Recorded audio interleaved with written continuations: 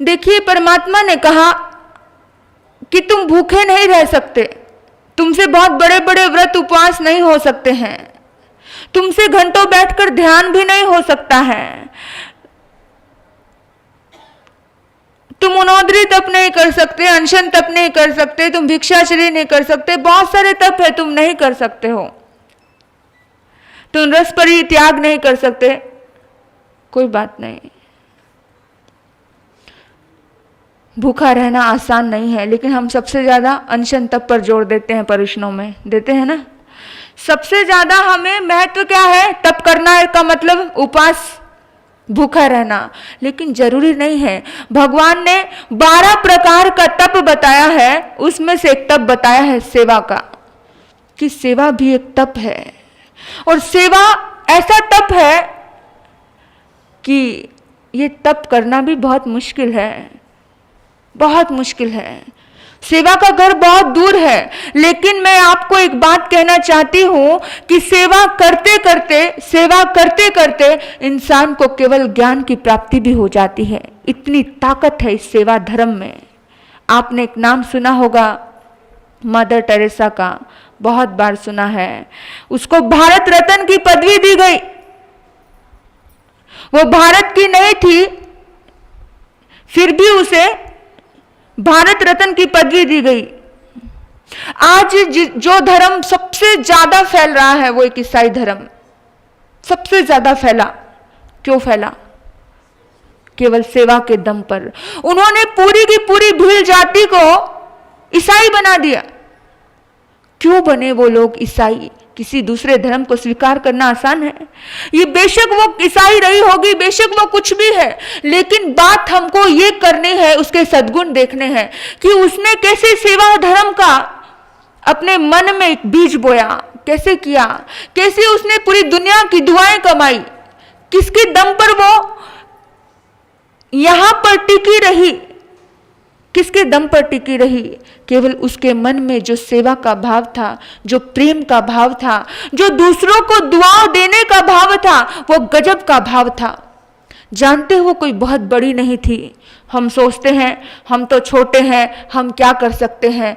मैंने जब mother Teresa की जिंदगी पढ़ी, उसकी जीवनी पढ़ी, तो देखिए उसका जीवन केवल 18 साल की उम्र में अकेली लड़की निकली थी। 18 साल की थी वो, अकेली लड़की निकली थी। एक अंधे को देखा उसने, वो सड़क नहीं पार कर रहा था, और उसके मन में एकदम से करुणा का बीज फूट गया, और फटाफट उसने उनको पकड़ा, उस बाबा को पकड़ा और उसको सड़क पार करवा दी। जैसे ही सड़क पार करवाई, उस बाबा ने एक दुआ दी। सेवा का एक फल होता है कि तुम्हें दुआ मिलती है, और जो काम दवा से नहीं होता है वो काम दुआ से हो जाता है। उस बाबा ने एक दुआ दी थी कि बेटा, जैसे तूने मुझे सड़क पार करवाई है, ऐसे ही तू हजारों आंखों की रोशनी बनेगी। जा, मेरा आशीर्वाद है। तू जिंदगी में आगे बढ़ेगी, और इतनी आगे बढ़ेगी कि सारी जगती तल के मुख पर तेरा ही नाम होगा। और जानते हो, मदर टेरेसा जब इस दुनिया से गई थी तो वहां पर कोई भेद और भावना नहीं थी। वहां तो हर जीव की, हर मुक्त प्राणी के जीव, बेशक मुक्त प्राणी हो, बेशक पंछी विहार हो, बेशक गौशाला हो, बेशक इंसान का समाज हो, बेशक वो मुसलमान हो या फिर कोई जैन समाज हो, वो कोई भी समाज है, वो हिंदू समाज हो, वो ईसाई समाज हो, हर किसी के मुंह पर मदर टेरेसा का नाम था, हर किसी के मुख पर। जानते हो, जब वो 18 साल की उम्र में उसने घर छोड़ा, उसने संसार के लिए अपना जीवन दिया, उसने एक बीड़ा उठाया कि मुझे सेवा करनी है। उसके पास कुछ भी नहीं था, कुछ भी नहीं था। वो केवल अकेला एक अपना झोला उठाकर निकली थी। और पता है, वासनास के भूखे भेड़िए बहुत मिले हैं उसको। जब हम उसकी जीवनी पढ़ते हैं, इतना उसको डिस्टर्ब किया होगा, लेकिन उस लड़की ने हार नहीं मानी। बहुत उसको डिस्टर्ब किया। वो सड़कों पर गुजरती, कहीं कोई भिखारी मिलता, कहीं कोई रोगी मिलता, कहीं कोई कुछ भी मिलता, वो उसके रोगों को साफ करती। आज भी आप देखते होंगे कि भी रास्ते में ऐसे ऐसे लोग हैं जिनके बड़े बड़े बाल हैं। बहुत सी महिलाएं ऐसे मिलती हैं जो कपड़ों का मतलब बहुत गंदे गंदे से कपड़े एक अपने ऊपर लादे हुए हैं, एक स्थान पर बैठे हैं, उनको टॉयलेट बाथरूम का पता नहीं है, बिल्कुल विक्षिप्त हो चुके, पागल हो चुके हैं। ऐसी स्थितियों में बहुत सी महिलाएं आपको सड़कों पे चलते चलते मिल जाएंगी। हमने एक महिला को देखा, हम दिल्ली में थे, बिल्कुल ऊपर से निर्वस्त्रित थी, उसे कुछ समझ नहीं रहा था और वो चल रही थी। यानी बहुत सारे विहार यात्रा करते करते बहुत से ऐसे दृश्य हमें देखने को मिलते हैं, तो मन बहुत दुखी होता है कि परमात्मा, कभी कभी ऐसा लगता है कि बहुत बंधन में हो गए हैं। सच में बताती हूं कि चाह कर भी कुछ नहीं कर पाते और कुछ करने जाओ तो अपना समाज, महाराज जी वो तो एक संत होने का और डरावा दे देते हैं। तो बड़ा दुख होता है मन में कि क्या बंद नहीं गए हम। मन में ऐसा फील होने लग जाता है कि हम चाह कर भी किसी का भला नहीं कर सकते। हमारा काम तो केवल ये कि भैया तुम कर दो, और सामने वाले का मन हो तो करेगा, नहीं हो तो क्या कर सकते हैं हम। तो उस टाइम आंखें भर जाती हैं और आंसू के सिवा कुछ भी नहीं होता अपने पास। बड़ा दुख होता है कि जिंदगी में, इस दुनिया में इंसान के पास दुआ से बढ़कर कुछ भी नहीं होता। वो दुआ भी हम नहीं कमा पाते तो बहुत दुख होता है। हमारे पास सब कुछ है, कुछ कमी नहीं है, आपके पास भी और हमारे पास भी, लेकिन फिर भी हम लोग उस ओर एक कदम भी बढ़ा नहीं पाते। जब मदर टेरेसा अपनी जिंदगी में आगे बढ़ी और जब उस लोगों ने उसका विरोध किया, अकेली लड़की सड़कों पर दौड़ती थी और अकेली लड़की, कोई पुरुष मिल जाए या कोई महिला मिल जाए, उसी के कपड़ों को साफ करती, उसे नहलाती, उसे धुलाती, उसे साफ करके उसको इतना प्रेम देती थी, उसे अच्छा बना देती थी। क्योंकि जितने भी ये लोग पागल अवस्था में जाते हैं उनको ठोकरें मिली होती है, उन्हें धोखे मिले होते हैं, उनकी जिंदगी में कुछ ऐसा घटित होता है कि व्यक्ति पागल हो जाता है। क्योंकि प्रेम के बिना इंसान डिप्रेशन में चला जाता है। कोई ऐसा धक्का लगा कि इंसान डिप्रेशन में चला गया, और हम सोचते हैं कि हम कुछ धर्म करें, हम कोई तप करें। सेवा से बढ़कर कोई तप नहीं। किसी की दुआओं को कमाना बहुत बड़ा तप होता है जो हम कभी नहीं करते। हम तो निकल जाते हैं ऐसे, कोई किसी को देख के आराम से निकलते हैं। हमारी आंखें इतनी पत्थर हो गई है, हमारा दिल इतना पत्थर हो गया है कि हमें कुछ समझता नहीं है। और जब खुद पे आकर कोई दर्द आता है तो हम रोते हैं कि हमारी जिंदगी में दर्द क्यों आया। इसलिए आया क्योंकि तुमने कभी किसी के दर्द को समझा नहीं। जिस पल में, जिस क्षण में तुमने किसी के दर्द को समझा होता तो तुमने किसी दर्द को नहीं समझा, इसलिए दर्द तुम्हारे ऊपर आया है कि दर्द क्या होता है देख लो जरा तुम। और देखिए हमारी सभाओं की हालत देखिए, हमारे धर्म स्थानों की हालत देखिए कि आज का धर्म स्थान पूरे मुर्दा हो चुके हैं, बिल्कुल मुर्दा, कोई जान और कोई ताकत नहीं रही है। एक भूखा, बुखार से तड़पता हुआ व्यक्ति एक किसी मस्जिद में पहुंचा, 2 रोटी दे दो। वो बोलते हैं अरे अरे ये परमात्मा का घर है, निकल जाओ यहां से। धक्के देकर बेचारे को बाहर निकाल दिया गया। वो एक किसी मंदिर में पहुंचा, उसने कहा 2 रोटी दे दो, बहुत भूख लग रही है, बहुत बुखार है, लेकिन किसी ने उसका ध्यान नहीं दिया, उसे दुत्कार कर वहां से भी निकाल दिया गया। एक व्यक्ति ऐसे ही, कोई भिखारी, कोई ऐसा राह चलता व्यक्ति अगर तुम्हारे स्थानक में आ जाए तो तुम उसे पूछोगे किस लिए आए हो, क्या काम है, एंट्री है क्या अंदर आने की। मैंने बड़े बड़े अच्छे अच्छे स्थानकों की हालत देखी है, बहुत अच्छे अच्छे, कोई एंट्री नहीं है। और तो और देखिए 2 बजे स्थानक में पहुंचा, वो चौका बंद हो चुका था। उसने कहा 2 रोटी दे दो, उसने कहा चौका बंद हो चुका है, सब खत्म हो चुका है। बेचारा थक गया, हार गया, हर धर्म स्थान पर गया था, सोचा था, सुना था कि धर्म के, धार्मिक लोगों के दिलों में दया होती है, धर्म स्थानों पर जाकर इबादत करने से कुछ मिल जाता है, लेकिन कहीं कुछ नहीं मिला। आखिर थक गया, मंदिर के सामने थोड़ी दूरी पर एक शराब का ठेका था, वहां जाकर बैठ गया। उदास हो रहा है, शरीर तप रहा है, बहुत बहुत बुरी स्थिति है। वहाँ ऐसे सिर पर हाथ रखकर बैठा था। इतने में एक शराबी उस ठेके से बाहर निकला। बोला, क्या हुआ? बोला, कुछ नहीं, बहुत तेज भूख लगी है, बुखार हो रहा है, शरीर टूट रहा है। अच्छा, खाना खाना है? हाँ। 50 का नोट निकाला और बोला, जा खाना खा ले। तो उसके हाथ जुड़ गए। प्रभु, मैंने सुना था कि तू किसी मंदिर में रहता है, तू किसी मस्जिद में रहता है, तू किसी स्थानक किसी गुरुद्वारे में रहता है, लेकिन आज पता चला कि तू शराब के ठेकर पर रहता है। आज पता चला कि तू शराब के ठेकर पर रहता है।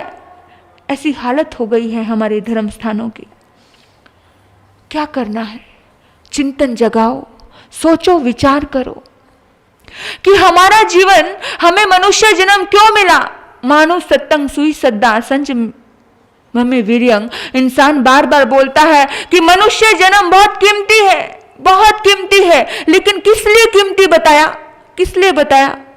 कि तू इस मनुष्य जन्म में तुम कुछ अच्छा कर सकते हो, तुम कुछ लाभ कमा सकते हो, अपने लिए कुछ अच्छा कर सकते हो, दूसरों के लिए ही नहीं, अपने लिए भी। इंसान बोलता है कि लाभ हो, लाभ हो, अच्छा हो, अच्छा हो। लाभ का उल्टा करना कोई नहीं जानता है। लाभ शब्द में ही एक अक्षर है भला, लेकिन वो करना कोई नहीं जानता है। लेकिन लाभ सब चाहते हैं, सब चाहते हैं मेरा अच्छा हो, मेरा भला हो।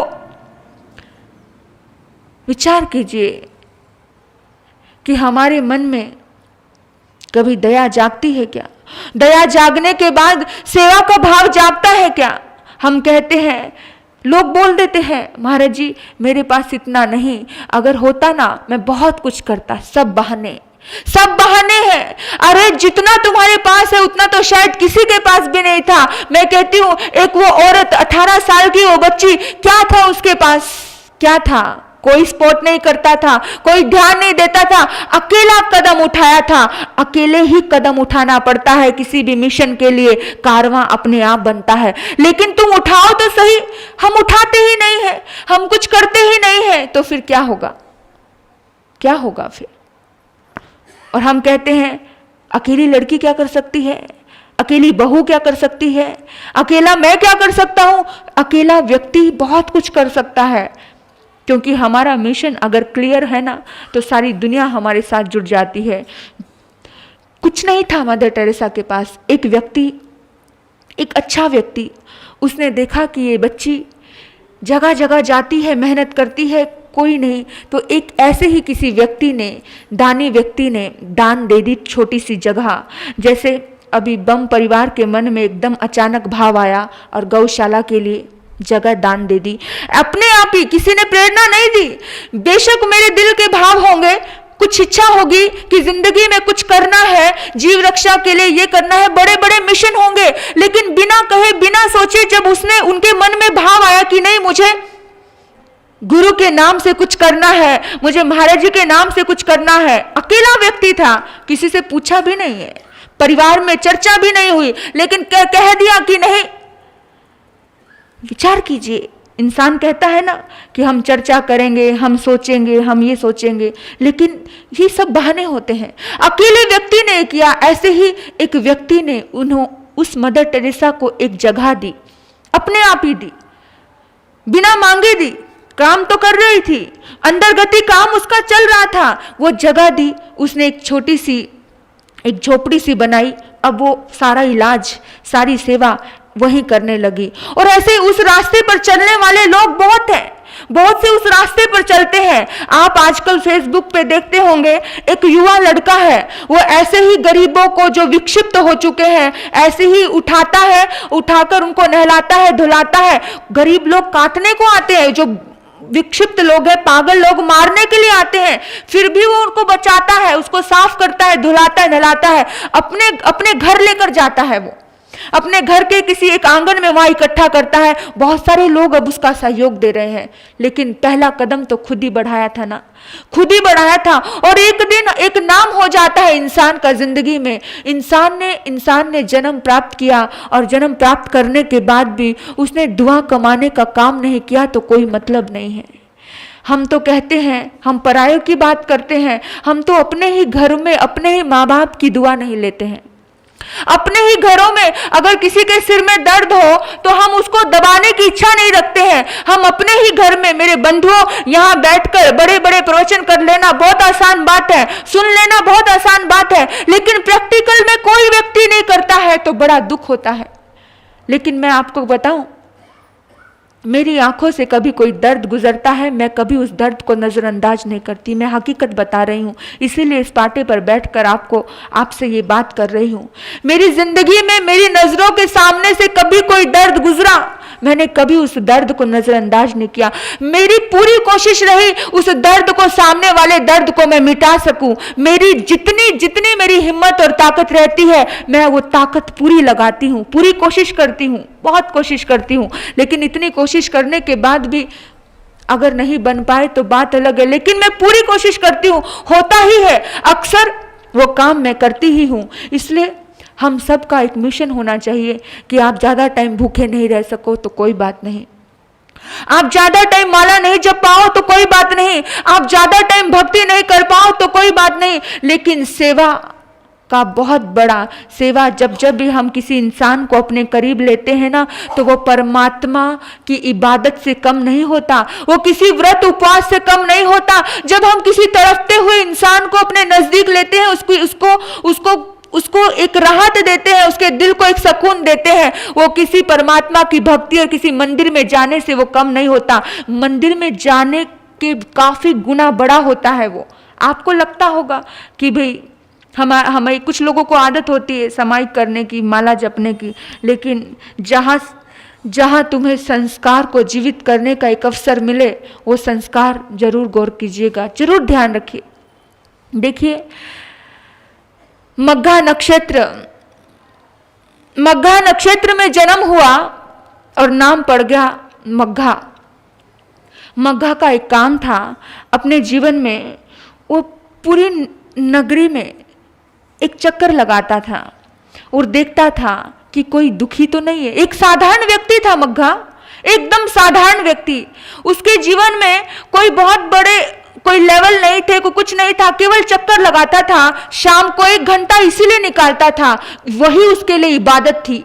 शाम को घूमने निकलता था। घूमने निकलो, सैर भी हो जाती है। निकलते हो आप कभी घूमने के लिए? घूमने के लिए तो निकलते हैं, मॉर्निंग वॉक के लिए भी निकलते हैं और शाम को खाना खाने के बाद भी निकलते हैं, लेकिन इस सोच से नहीं निकलते कि कोई दर्द से भरा व्यक्ति अगर नजर आ जाए, मैं उसकी हेल्प कर दूं, मैं उसके काम आ जाऊं, मैं उसके कुछ काम आऊं। ऐसा भाव हमारे मन में कभी नहीं आता, लेकिन उसके मन में यही भाव था। वो निकलता था कि कोई ऐसा व्यक्ति मिले, मैं किसी के काम आऊं। पहले जमाने के बड़े बड़े अच्छे प्रतिष्ठित, जिनका नाम आज भी जिंदा है, जैसे विक्रमादित्य है, राजा हरिश्चंद्र है, जिनका नाम आज भी इतिहास में बड़े, आज भी उन इतिहास को उठाकर गर्व से सुनाया जाता है। वो ऐसे राजा निकलते थे वेश बदल के कि मेरी नगरी में कोई दुखिया व्यक्ति तो नहीं है, जिसके पास कोई परेशानी है, कोई तकलीफ है। वो ऐसा देखते थे। आपका भी फर्ज है, आपके लिए, अगर आप चाहते हो कि हमारी संपूर्ण सृष्टि हमारी है, परमात्मा ने तो कहा कि कौन से परमात्मा की तू बात करता है, तू खुद ही परमात्मा है। तू खुद ही परमात्मा बनकर सारे जीवों के लिए सोच।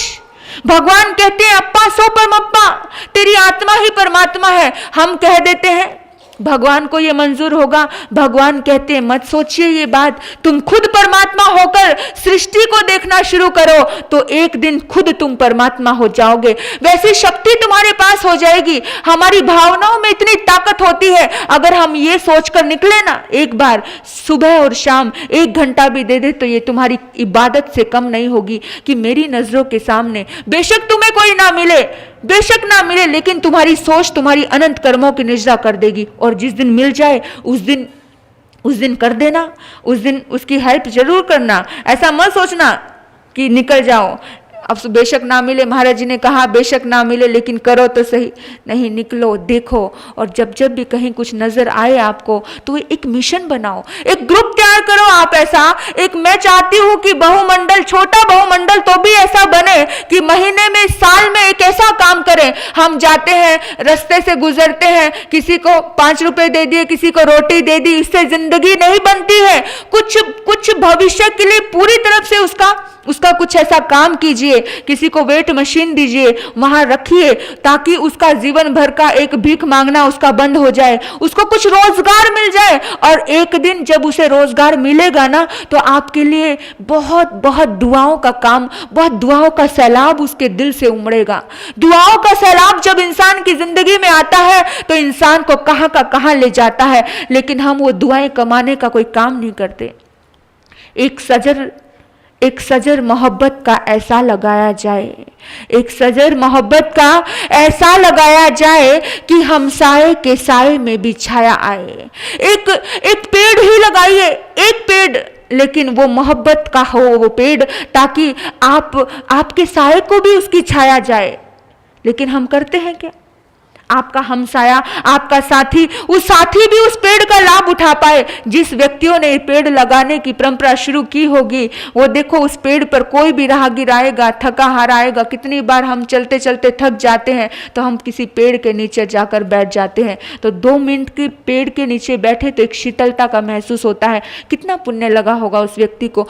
हमारी जिंदगी में हमें पुण्य कमाने का काम करना है, और 9 प्रकार से हम पुण्य कमा सकते हैं। किसी को रोजगार देकर, किसी को ऐसी जिंदगी देकर, किसी के, बहुत बार हमने देखा किसी के हाथ कटे हैं, किसी के पैर कटे हैं, हम रास्ते में बहुत बार देखते हैं। कुछ लोग ऐसी फरियाद भी करते हैं कि कोई व्हीलचेयर मिलेगी क्या, लेकिन बहुत अपंग, हम अपंग है, एक्चुअली में अपंग महसूस करते हैं अपने आप को, कि सामने वाला अपंग नहीं है, अपन ही अपंग है, कि अपन कुछ कर नहीं पा रहे हैं। तो हमारा एक मिशन हो ऐसा, हम चाहते हैं एक युवा, जैसे मदर टेरेसा 18 साल की उम्र में आई थी, बूढ़े लोग बेचारे जो खुद ही चल नहीं पाते वो क्या चक्कर लगाएंगे, लेकिन आपके अंदर एक ताकत है। आपके बेशक छोटे बच्चे हो, उसका बहाना मत लगाना कि महाराज जी बच्चे छोटे हैं, ऐसा है, ये है, वो है, मत सोचिएगा इस चीज का। जितना काम हम युवा अवस्था में कर सकते हैं उतना काम हम बुढ़ापे में नहीं कर सकते। यही बीज है, इस बीज को ही वृक्ष बनाना है। आप आइए, हम एक ग्रुप तैयार करते हैं, और वो ग्रुप के लिए प्रॉपर रूप से आप एक फंक्शन रखो, एक कार्यक्रम रखो, बड़े बड़े आप गेस्ट को बुलाओ, चीफ गेस्ट बनाओ, और वो जब दान देंगे उस दान से वो काम चलेगा आगे जाकर। आप एक पूरी कैबिनेट अपनी तैयार करो। छोटा बहुमंडल है, छोटा युवक मंडल है, बहुत काम कर सकते हैं ये। अभी तक मैंने देखा, मैंने पूछा था आदिनाथ में कोई छोटा बहुमंडल नहीं बना है, बहुत सी बहुएं तैयार है इस काम के लिए, करने के लिए। तो हम कुछ करें, इंसान को जिंदगी देने का काम करें। हमें जिंदगी मिली है, हमें राहत मिली है, हमें आज सुकून भरी जिंदगी मिली है। हमारे हाथ कटे नहीं, हमारे पैर कटे नहीं, हम अंधे नहीं हैं, हम अच्छा चल पा रहे हैं, अच्छा फिर पा रहे हैं, अच्छा देख पा रहे हैं, अच्छा सुन पा रहे हैं।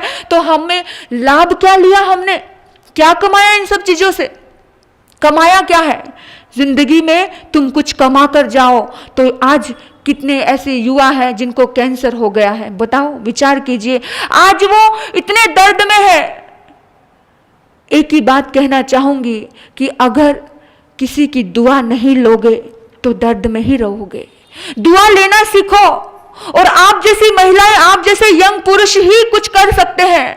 और जब मैंने बताया था पहले भी कि जामनेर की बात है, एक महिला थी सेजल कोठारी, तुम्हारे जैसी कोई छोटी उम्र की वो बहू थी। उसने पूरी जामनेर के दिलों पर एक छाप बिठाई है। जानते हो उसने कितना अच्छा काम किया है। जब उस दुनिया से गई उसको कैंसर हो गया था, लेकिन कैंसर में भी वो इतना इतना करती थी।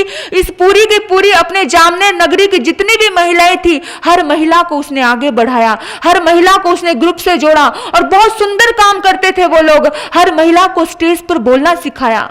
हम एक ग्रुप तैयार करें, हम आगे आए। यही एक स्थान है, यही एक स्थान है जहां पर तुम्हें पहचान मिल सकती है, जहां पर तुम्हें सम्मान मिल सकता है। तुम्हारी पहचान होगी, तुम्हारा सम्मान होगा, आगे तुम्हारे बच्चों को सम्मान मिलेगा, आगे तुम्हारे बच्चा धर्म से जुड़ पाएगा। लेकिन देखिए, क्लबों में जाने का टाइम है, पार्टी करने का टाइम है, किटी पार्टी डालने का टाइम है, लेकिन यहां आने का किसी के पास टाइम नहीं। यही एक ऐसा स्थान है, यहां पर अगर तुमने बीज बोया है तो पूरे समाज में वो जब फूल खिलता है तो पूरी समाज में उसकी खुशबू जाती है, और इंसान कहता है। आज एक काम करते हैं विजयकांत जी, कि वो जब भी किसी की मौत होती है तो वो अर्थी बांधते हैं एक काम रखा उन्होंने। लेकिन हमारे जीवन में भी एक काम होना चाहिए, जब वो जाएंगे तो उनके लिए सब ये बोलेंगे कि अरे कभी भी मौत होती थी वो व्यक्ति वहां पहुंचता था, वो व्यक्ति वहां पहुंचता था। कहते हैं, कहेंगे, जरूर कहेंगे। आप जब दुनिया से जाओ तो आपके लिए कुछ है क्या ऐसा कि दुनिया आपको इस बात के लिए याद कर पाए? आप एक ग्रुप तैयार करो ताकि सोशल नेटवर्क फैले हमारे समाज में। आप ये मत समझो कि हमें केवल जैन समाज के लिए करना है, मदर टेरेसा ने केवल ईसाई के लिए करना है, ऐसा नहीं सोचा था। आप सोचो हमें प्राणी मात्र के लिए करना है। परमात्मा ने तो कहा, मिट्टी में सवे हुए सुवेरंग मजंग न कि नहीं, मेरी तो सभी से मित्रता है, मेरी किसी से शत्रुता नहीं, सब मेरे मित्र हैं। इस बात में परमात्मा ने कितना बड़ा संदेश दिया कि यहाँ जाति पाति का भेद मत रखिए, संपूर्ण संपूर्ण संपूर्ण जीव जाति के लिए हमको कुछ भला करना है, कुछ अच्छा करना है, कुछ दुआएं इकट्ठी करनी है। मग्घा ऐसा ही करता था, हर रोज जाता, आसपास जाता, और इतना ही नहीं, वो पता है सफाई करने लग जाता। जब कभी लगता है ना कि इस एरिया में गंदगी है, वो अपने हाथों को यूज करता था। ये हाथ कुछ काम करने के लिए मिले हैं, इन हाथों को जितना जकड़ के रखोगे जंग लग जाएगा, हाथ चलना बंद हो जाएगा। डॉक्टर कहेगा एक्सरसाइज करो, एक्सरसाइज भी हो पाएगी नहीं, ऐसे ऐसे लकवे मार जाते हैं, पैरालाइसिस हो जाता है। क्यों होता है? क्योंकि तुमने अपने मिली हुई चीजों का दुरुपयोग किया है, सदुपयोग नहीं किया। आज हाथ ऐसा हो गया, कुछ नहीं कर पा रहा है इंसान। जब तक ये हाथ अच्छा है तब तक तो करो कुछ। मैंने देखा अपनी आंखों से, मैं घर में गई गोचरी लेने के लिए, उस घर में एक बहन की जीभ कट चुकी थी, वो बोल नहीं पा रही थी, उसकी बहू रो रही थी, कहती महाराज जी बहुत सुंदर बोलते थे, इनको बोलने का इतना शौक था, इतना शौक था, आज वो एक शब्द बोल नहीं पाते हैं। ऐसा वक्त आ जाता है मेरी बंधुओं जिंदगी में कि कैसे कट गई, जीभ पर ऐसा फोड़ा हो गया, डॉक्टर ने कहा बहुत जहर फैल जाएगा, इसे काट दिया जाए। जीभ में कैंसर हो जाता है, ऐसा कुछ होता है। आप देखो शुगर में, मैंने देखा अपनी आंखों से, मैं किसी घर गोचरी गई, एक भाई के पैर में वो कुछ शुगर की वजह से पैर में पानी भरा और जख्म हुआ पड़ा है। आंखों से देखा ही, मुझे देखा भी नहीं जा रहा था कि क्यों हो रहा है ये सब, क्योंकि हम अपने शरीर का सदुपयोग नहीं कर रहे हैं, दुरुपयोग कर रहे हैं। मिले हुए शरीर का सदुपयोग करो। और सदुपयोग कैसे करोगे? किसी के लिए दुआ देना सीखो तो लौट कर दुआ आएगी। किसी के रास्तों को आसान करना सीखो, किसी के रास्तों में फूल बिछाना सीखो। लेकिन हम सोचते मैं मेरा, हम दो हमारे दो, इससे बढ़कर हमें दुनिया नजर ही नहीं आती है। फिर क्या होगा हमारा, क्या होगा? हम तो जो हमारे लिए दिन रात करते हैं हम उनके लिए भी सोचते नहीं हैं। जो माँ बाप, जो कभी हमने सुना कभी सासू माता कोई ऐसी स्थिति आ जाती है कि पूरा का पूरा शरीर रह जाता है, उसकी टॉयलेट बाथरूम उठाना पड़ता है, उसमें भी बाहर जाता है इंसान का कि जिसकी वजह से हमें एक अपना प्यारा सुंदर पति मिला, जिसकी वजह से हमारी मांग में सिंदूर सजा, जिसकी वजह से हमारी माथे पर एक बिंदिया लगी, उस माँ के लिए भी हम नहीं कर पाते हैं तो हम संसार के लिए क्या करेंगे? हमारा मिशन कोई है ही नहीं, हमारा लक्ष्य कोई है ही नहीं। इस शरीर को मरने के बाद कुत्तों ने भी नहीं पूछना है, कोई नहीं पूछता है, बदबू आएगी, कीड़े पड़ जाएंगे, कोई ध्यान नहीं देता है। इस शरीर का जीते जागते सदुपयोग कर लो, जितना काम करोगे उतने एक्टिव रहोगे। लेकिन हम नहीं करते हैं, हमें लगता है कुछ काम करना चाहिए। हर कहीं वो मग्गा सफाई करता, साफ करता, कहीं कोई गंदगी दिखती उसको उठाता, सारी नगरी में उसका नाम होने लगा। जब कोई काम करोगे तो नाम भी होगा, बिना काम किए कोई नाम क्यों लेने लगा? काम कर दिखेगा तो दुनिया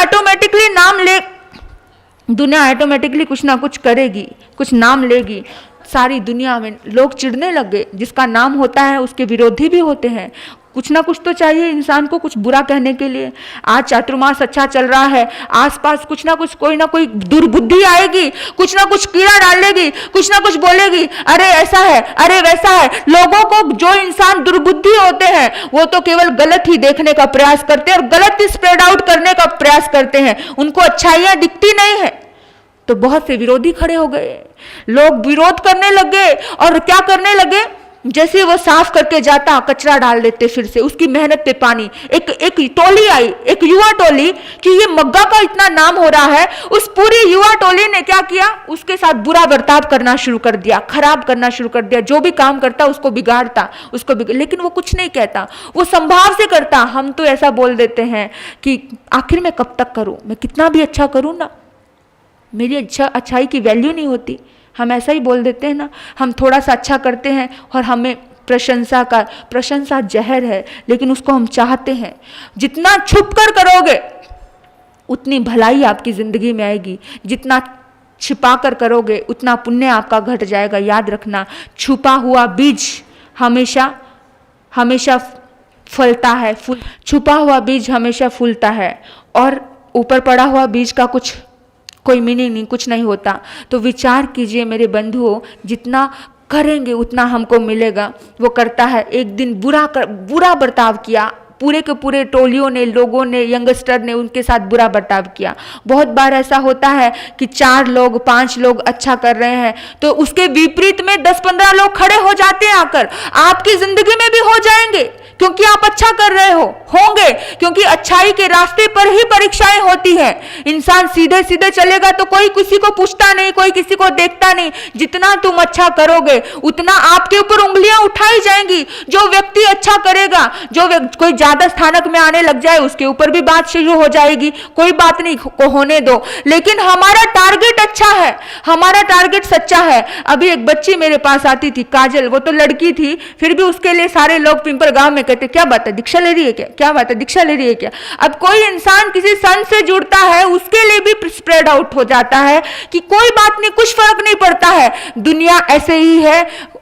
वो कहते हैं ना, हाथी अपनी मस्ती में चलता है। हमारा टारगेट, हमारा विजन अगर क्लियर है, हमें बढ़ना है आगे, हमें दुनिया की बातों से डरना नहीं है। और आज का सबसे बड़ा रोग है, क्या कहेंगे लोग, दुनिया। जब हम कुछ अच्छा करने के लिए चलते हैं, जब हम कुछ करना चाहते हैं, जब हमारे कुछ मिशन तैयार होते हैं, तो दुनिया क्या, आपके परिवार वाले भी आपका टांग खींच सकते हैं, लेकिन नहीं, आपको करना है। और मग्गा ने यही किया।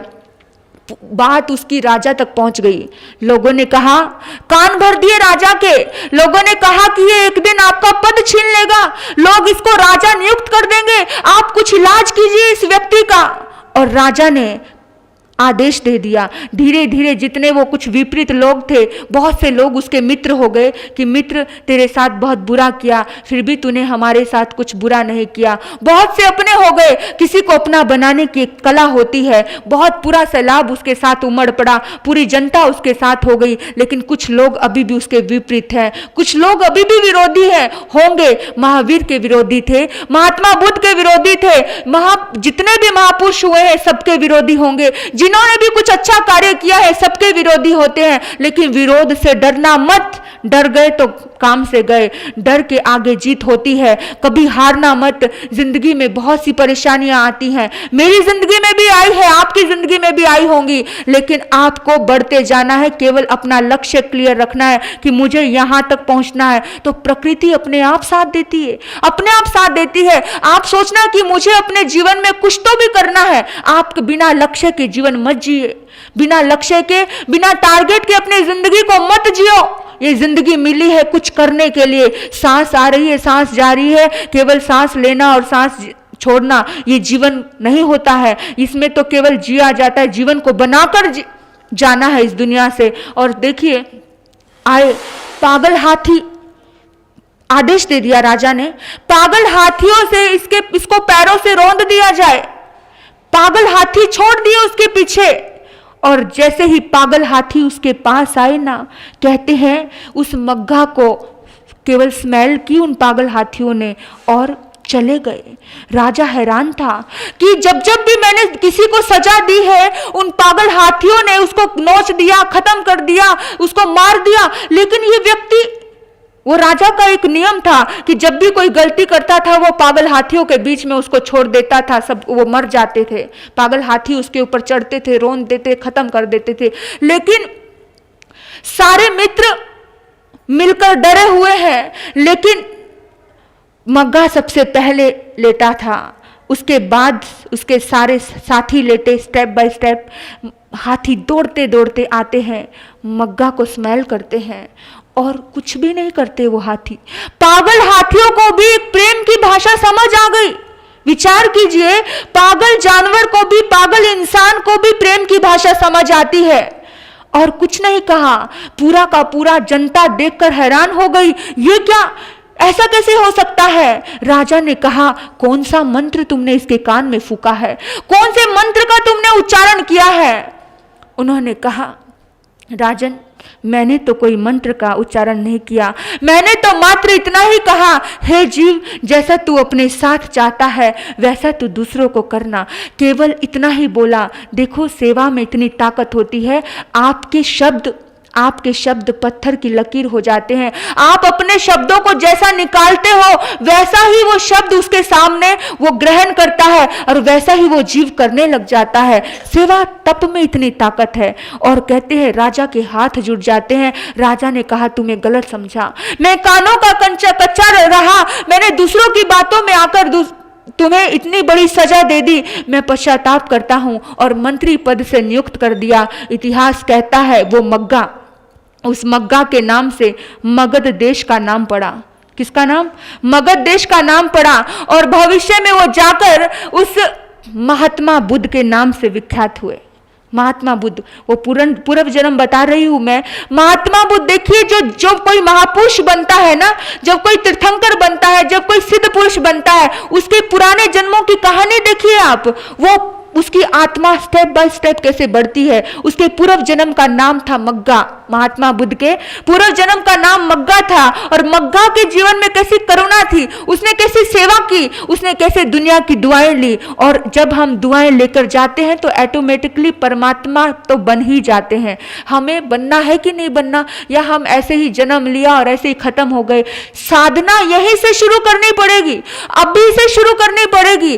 अभी नहीं तो कभी नहीं आता है।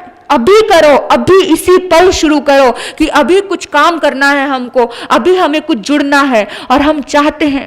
आपने कर्वे महर्षि का नाम भी बहुत बार सुना होगा। कर्वे महर्षि ने बहुत कमाया, अपने जीवन में बहुत कमाया। उसको दुनिया ने महर्षि के नाम से जाना जाता है। जानते हो, वो 100 साल की उम्र में भी एकदम चलते थे, फिरते थे, हंसते थे, खेलते थे, बहुत अच्छे से चलते थे। कुछ नहीं, बड़े बड़े वैज्ञानिकों ने खोज करना शुरू कर दिया कि आखिर क्या है। दौड़ता है, जैसे नौजवान दौड़ता है ना, ऐसे कर्वे महर्षि दौड़ते थे।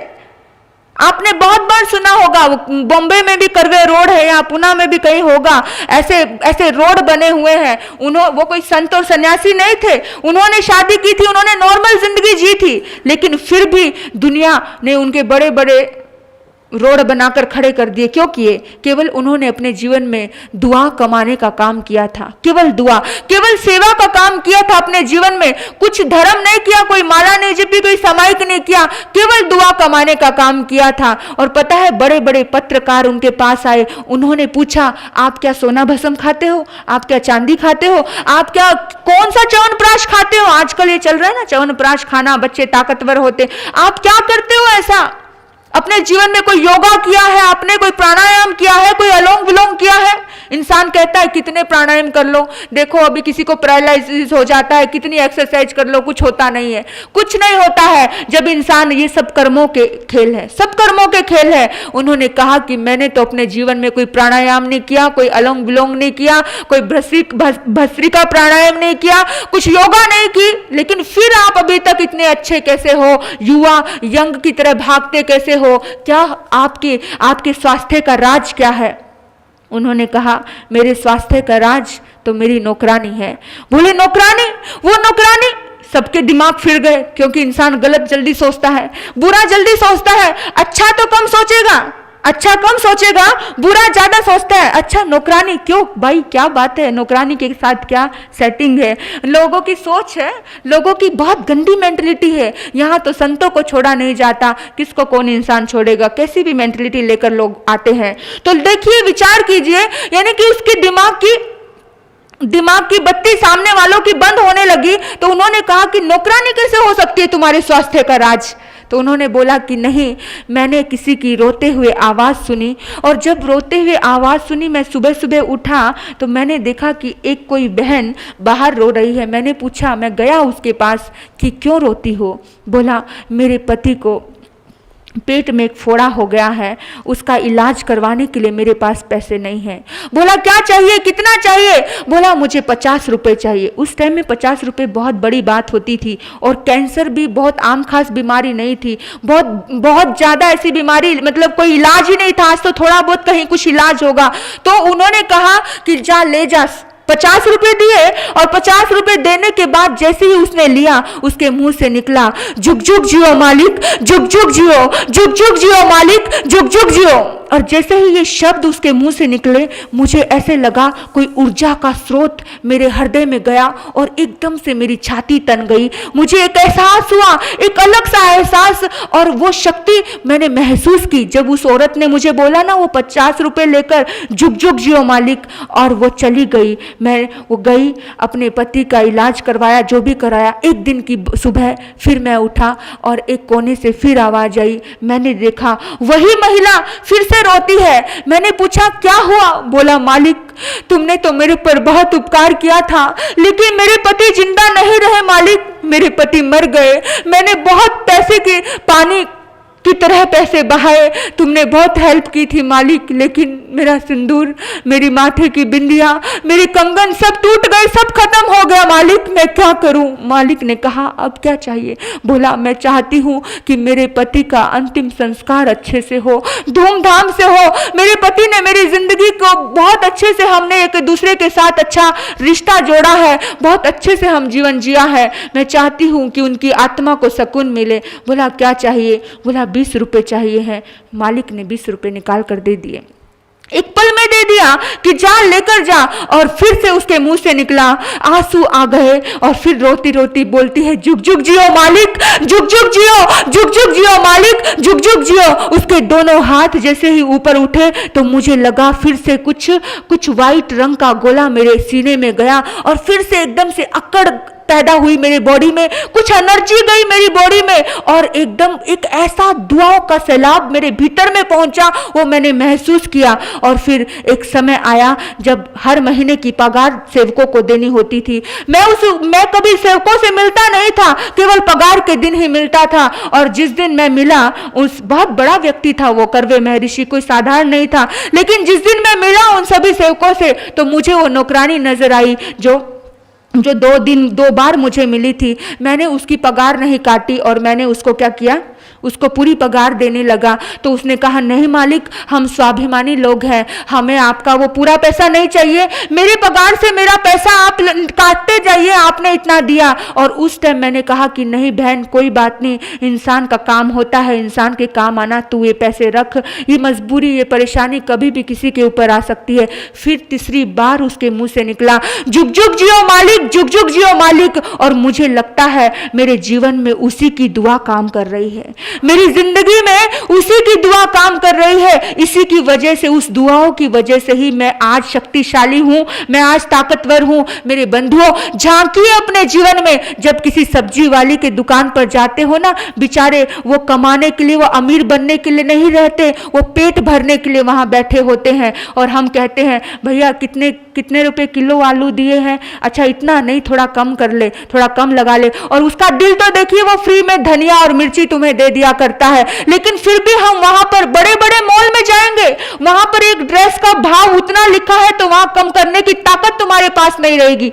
है कोई कम करने की ताकत तुम्हारे पास? हाँ, कम करते हो किसी को कि भैया कम करो, इतना नहीं। वहां तो जेब से फटाफट निकालोगे, दे दोगे। और किसी साधारण फटफटिया के पास जाओगे तो उससे हम बार्गेनिंग करते हैं, इतना कर ले, उतना कर ले। सब्जी वाले, रिक्शा वाले से कहते हैं कितना लेगा, वो बोलता है बेचारा 100 रुपए। इतनी मेहनत, दिन भर वो धूप में मेहनत करता है, और उसको हमें इतना सा पैसा देना भारी जाता है। और जब हम ट्रेन में जाते हैं और वहां 2-2, 3-3 हजार की एरोप्लेन में जाते हैं, उनसे कभी कर सकते हो बार्गेनिंग कि नहीं इतना लो इतना लो?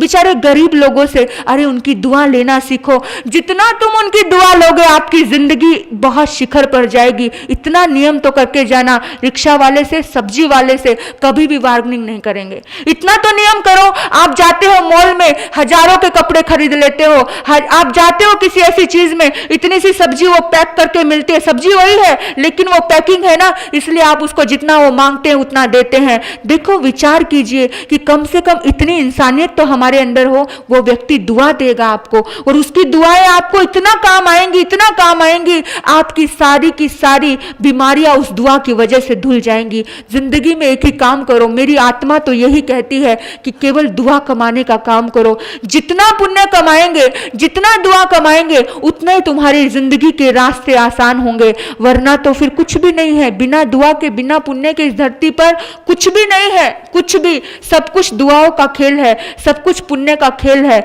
बाकी तो कितना भी पाप करो, वो पाप लौट कर आपकी जिंदगी में ही आएगा, आपकी ही जिंदगी में आने वाला है, कहीं और जाने वाला नहीं है। तो आपके जीवन में आपकी आंखों के सामने कुछ भी ऐसा घटित हो तो आप जरूर कीजिए, जरूर कीजिए। और आप करोगे तो आपको खुद को ही आनंद आएगा। तो हम एक सोशल नेटवर्क से जुड़ेंगे, आप युवा भाई लोग और युवा बहनें, हम ये काम जरूर करेंगे। आप सभी मुझसे संपर्क करें, एक ग्रुप का हम निर्माण करेंगे। उस ग्रुप में हमें जीते जागते लोगों के लिए हमें कुछ करना है, हमें कुछ दुआएं कमानी है। हमारे आज सब कुछ सुरक्षित है, सब कुछ सुरक्षित है, तो क्यों है? ताकि हम कुछ कर पाएँ, हम कुछ जी पाएँ। तो इतना ज़रूर करना है। इन्हीं मंगल भावनाओं से मैं अपने वक्तव्य को विराम देती हूँ। ओम शांति।